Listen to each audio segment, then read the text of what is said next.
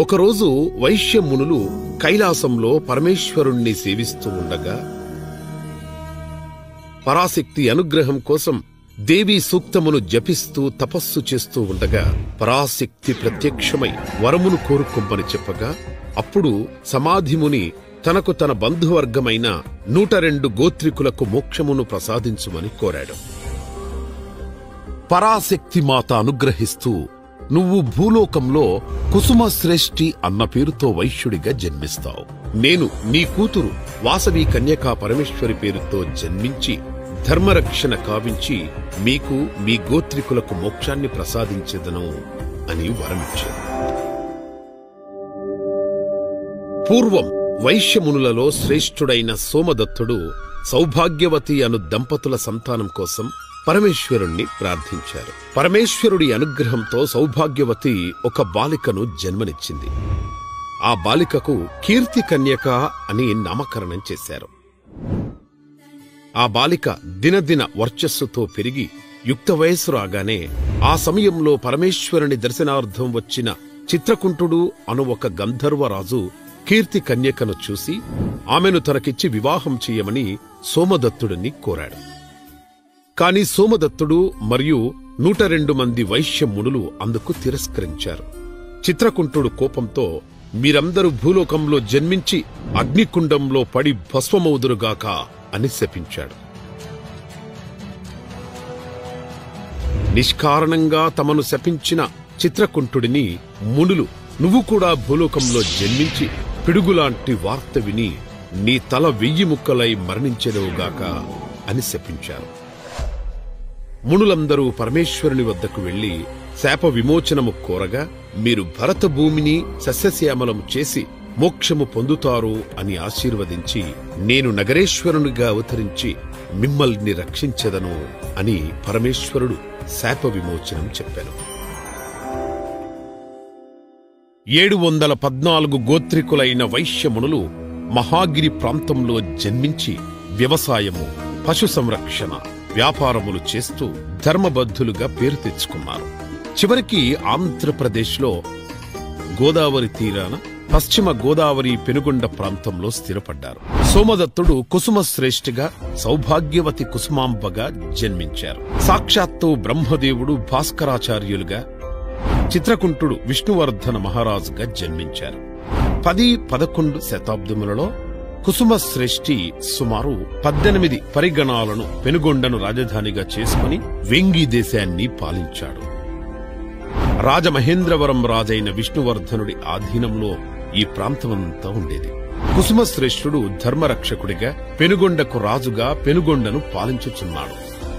కుసుమాంబ మహాభక్తురాలు, కాని ఎన్ని రోజులైనా వీరికి సంతాన భాగ్యం కలగలేదు. దానితో భాస్కరాచార్యులు ఆధ్వర్యంలో కుసుమశ్రేష్ఠి, కుసుమాంబలు పుత్రకామిష్టి యాగం చేశారు. సంతోషించిన పరాశక్తి యజ్ఞపురుషుడితో పాయసమిప్పించగా కుసుమాంబ భక్తితో పరమేశ్వరుణ్ణి ధ్యానిస్తూ పాయసం సేవించగా ఇచ్చిన మాట ప్రకారం జగతికి తల్లి అయిన పరాశక్తి కోటి పున్నముల కాంతులతో వెదజల్లుతూ వైశాఖ శుద్ధ దశమి పునర్వసు నక్షత్రము శుక్రవారము నాడు కుమార్తెగా కుసుమాంబకు జన్మనిచ్చెను. కుసుమాంబకు కుమార్తెతో పాటు ఒక కుమారుడు కూడా జన్మించెను. కవల పిల్లలైన వీరిద్దరిలో ఆడపిల్లకి వాసవి కన్యకా పరమేశ్వరి అని, మగపిల్లవాడికి విరూపాక్ష అని నామకరణం.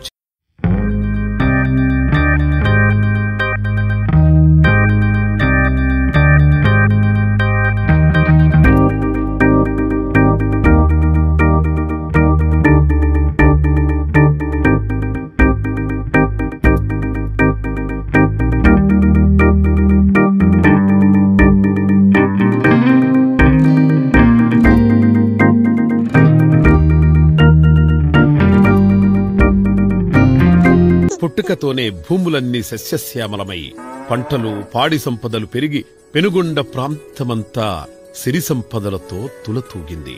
వాసవి చిన్నతనము నుండే తన దివ్య శక్తులను ప్రదర్శిస్తూ కుసుమాంబకు పరాశక్తిగా దర్శనమిచ్చింది.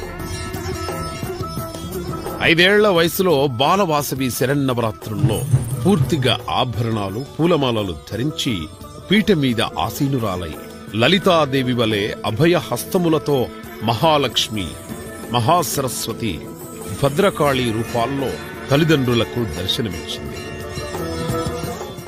కులగురువు భాస్కరాచార్యులు ఇద్దరు పిల్లలకు శిక్షణ ఇస్తుంటే, విరూపాక్షుడు వేదాలను చదువుతూ యుద్ధ విద్యలలో ఆరితేరుతుంటే, వాసవి అన్ని కళలలోనూ తర్ఫీదు పొందుతూ తర్కశాస్త్రంలోనూ ప్రావీణ్యురాలై మంచి తెలివిగల అమ్మాయిగా పేరు తెచ్చుకుంది.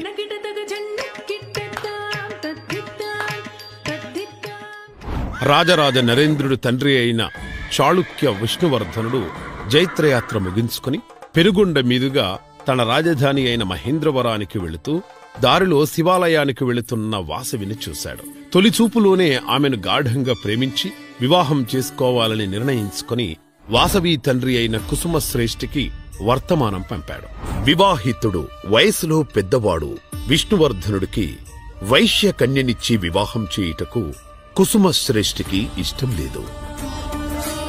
ఇదే విషయం స్నేహితులతో, బంధువులతో చర్చించగా ఈ విషయంలో నిర్ణయాన్ని వాసవికి వదిలేయాలని సలహా ఇచ్చారు. వాసవి తాను జీవితాంతం కన్యగా ఉంటానని, తనకు వివాహం వద్దని ఖచ్చితంగా చెప్పేసింది. ఈ విషయం తెలిసిన విష్ణువర్ధనుడు కోపంగా వాసవిని బలవంతంగా అయినా ఎత్తుకొని రమ్మని తన సైన్యాన్ని పంపించాడు. సాహసాలు కలిగిన వైశ్యులు సామ, దాన, భేద దండోపాయాలతో ఆ సైన్యాన్ని తరిమికొట్టారు. భాస్కరాచార్యుల సమక్షంలో 18 పరగణాలకు చెందిన 714 గోత్రికులైన వైశ్య నాయకులతో సమావేశం జరిగింది. 102 గోత్రికులైన వైశ్య నాయకులు రాజుతో పోరాటానికి సిద్ధపడితే 612 గోత్రికులైన వైశ్య నాయకులు రాజుతో యుద్ధం చేసి గెలవలేమని వాసవిని రాజుకిచ్చి వివాహం చెయ్యమని చెప్పి అక్కడి నుంచి వెళ్లిపోయారు. 102 గోత్రికుల వైశ్య నాయకులతో కుసుమశ్రేష్ఠి రాజుతో యుద్ధానికి సన్నద్ధమవుతున్నాడు.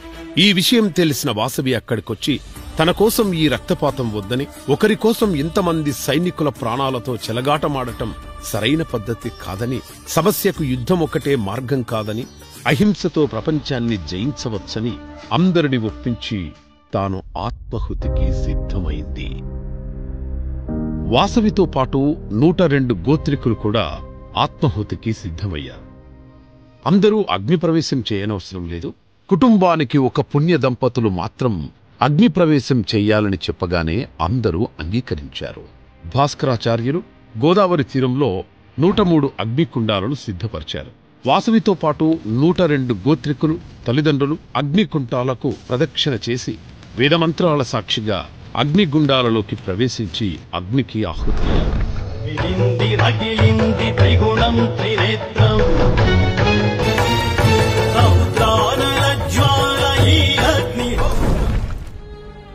వాసవి తల్లిదండ్రులు ఆవేదనతో హృదయ విదారకంగా విలపిస్తుంటే, వాసవి సత్యలోకాన్ని శిరస్సుగా, సూర్యచంద్రులను నేత్రములుగా, తపోలోకములు లలాటముగా, లోకపాలకులు బాహువులుగా, వేదములు వాక్కులుగా, ఉభయ సంధ్యలు వస్త్రములుగా, దివ్య పద్మము వేద పుస్తకము, అక్షరమాలలతో కూడిన అభయముద్రతో వాసవీదేవి రూపం దర్శనమిచ్చింది.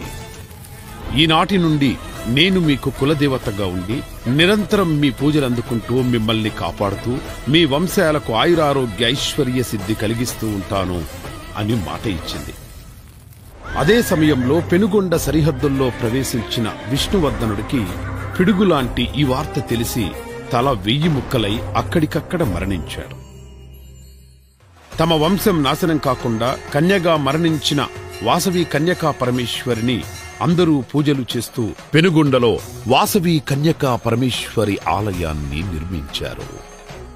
ఈ ఆలయం 6 అంతస్తుల గాలిగోపురంతో, రకరకాల రంగులతో, అందమైన శిల్ప కళతో అలరారుతోంది. ఇప్పుడు పెనుగొండ వాసవి కన్యకా పరమేశ్వరి దేవాలయం ఆర్యవైశ్యులకు పవిత్ర క్షేత్రం. అలాగే వైశ్యుల కాశీగా ప్రసిద్ధి చెందింది. పెనుగొండ వాసవి కన్యకా పరమేశ్వరి దేవి కరుణా కటాక్షాలతో ప్రజలందరూ సుఖ సంతోషాలతో జీవించాలని కోరుకుంటున్నాం.